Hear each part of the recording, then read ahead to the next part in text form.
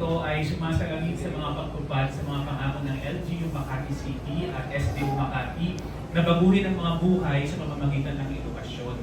Ang mga school supplies na ito ay nagdadala ng mga pag-asa at pangarap ng aming mga BJMP-ALS learners na pinili nilang gawing panahon ng pagbabago ang kanilang panahon dito sa loob ng pasilidad. Bawat lapis, kwaderno, uniform at sapatos inilalaan namin ngayon ay tulay tungo sa maliwanag na kinabukasan. Ito ang mga kasangkapang tutulong sa aming mga mag-aaral, Ma'am Lenny, na magsulat ng mga bagong kabanata sa kanilang buhay.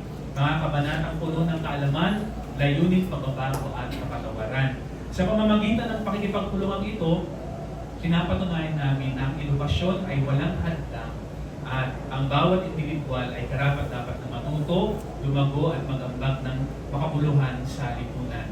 Sa aming mga ALS learners, hayaang maging paalala sa inyo ng mga school supplies na ito na ang inyong paglalakbay sa pag-aaral ay sinusuportahan ng buong komunidad na naniniwala sa inyong kakayahan.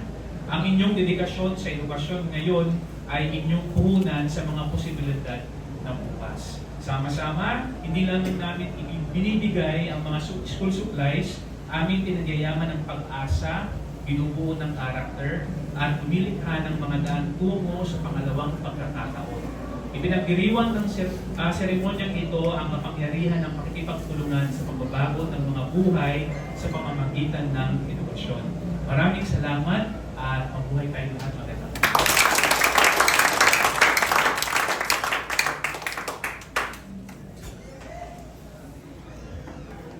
Thank you very much, sir, for that special message.